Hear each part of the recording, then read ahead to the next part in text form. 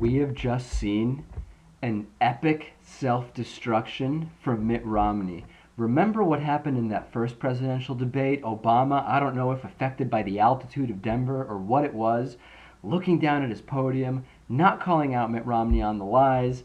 Complete change today. And on the Libya question, Romney self-destructed in a way that I can only imagine he is completely embarrassed about. Let's go through it. Number one, Mitt Romney not even understanding the rules of this debate. So hold on a second. Romney doesn't even get the rules of the debate and he's going to fix the economy? I don't think so. We had that first jobs question, okay, from Jeremy. And Jeremy asked about jobs when he graduates. Remember, there's that video floating around of Mitt Romney guaranteeing that if he's elected, every college graduate will have a job. How could he possibly make such a promise? And exactly what President Obama said there, I think was good, except he should have said the Bush policies that Romney would continue are the ones that led to this jobs problem in the first place. I don't know why he didn't say that. And then Romney, of course, continuing the lie, just fake unemployment numbers. Mitt Romney has decided to include all part-time workers as unemployed. That includes students who don't want full-time jobs, parents who don't want full-time jobs, and a number of other people. Also, gas prices. Let's get to that. Obama made the first strong statement of the entire series of debates. He said, what Governor Romney said just isn't true. That's exactly what we've been waiting for. This is exactly what we needed. And there was that moment when they were walking in a circle, kind of talking to each other. It got kind of awkward, I must say. And it looked almost like there may have been a physical confrontation. Of course, there wasn't. And then going on, without saying George W. Bush's name, saying, hey, it's Mitt's policies that are the ones that destroyed the economy and actually made the prices be so low the economy was in ruins. Again, tax loopholes. Did Romney tell us finally? Can he tell us which loopholes and deductions he would eliminate? The mortgage interest deduction, which I use to reduce my effective tax rate each year, and many middle-class people use to reduce their tax rates, Romney wouldn't tell us. What about those deductions and loopholes, Mitt? Which ones would you close? Mitt says, well, listen, rich people aren't going to pay any taxes on capital gains, but not answering about deductions. Incredible. When are we going to get the answer? Just when are we going to get it?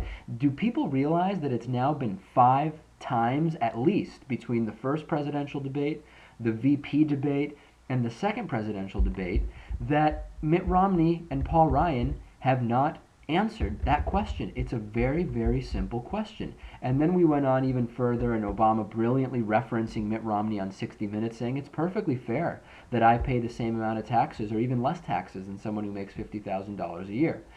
Incredible stuff. Then we got to this topic of the difference between President Obama and George W. Bush, and this was a good one. Mitt Romney going in there and talking about Obama when asked what are the differences between you and Bush.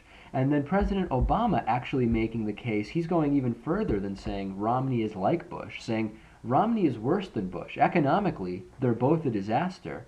But on social policy, not even Bush wanted to end Planned Parenthood. Incredible stuff. I didn't think the question from the bummed out guy who just said, listen, I voted for you, Mr. President, last time. I'm kind of just bummed out. What have you done? It was just an opportunity to cite talking points. Didn't think it was a productive question. It did bring one interesting claim from Mitt Romney, which is one out of 6 people are in poverty. A lot of people on food stamps. Yeah, but Mitt, those are the people you got caught on video saying you don't care about. Not really his best moment. Then we got to immigration. Mitt Romney not able to even say the woman's name right, which of course was Lorraine. He called her Glorraine, and then managed to squeeze in there, crowbarring in there that his dad was from born in Mexico. And then Candy Crowley saying, hey, Mitt, yeah, let's talk about that self-deportation thing. And Mitt Romney saying, actually, no, let's talk about something else. And then using the term undocumented illegals. Undocumented illegals? Come on, Mitt. It's ridiculous. And then I love this. Mitt Romney, when the topic of money and his trust came up, saying, listen, my investments were in a blind trust.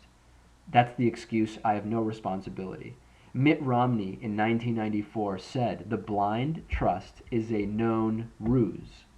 Let's get to the question where Mitt Romney completely fell apart. Libya. Incredible. first Mitt Romney just trying to talk about, well, this statement and that statement and conflicts, your ambassador, this and that. We heard a lot of different statements. And then President Obama completely taking him down, saying that Mitt Romney is the one who went out there, politicized people's death, that is not something that a president does. This was Obama's strongest moment, and Romney maybe was able to recover. But then he went out there and tried to argue that the president, this distinction between a terror attack and an insurgency or whatever it was, a terror attack and a demonstration, and Candy Crowley just stating the fact, no, President Obama called it an act of terror, plain and simple. Romney looking shell-shocked, I mean, reminiscent of PTSD, literally. Romney teed it up, Obama knocked it out of the park. I have to tell you, I did not expect such an embarrassing self-destruction from Mitt Romney on that question. Then we got to weapons. Question about guns. What does Mitt Romney talk about? Two-parent households, saying, listen, your questions about guns, the problem is single-parent homes. By the way, President Obama grew up in a single-parent home.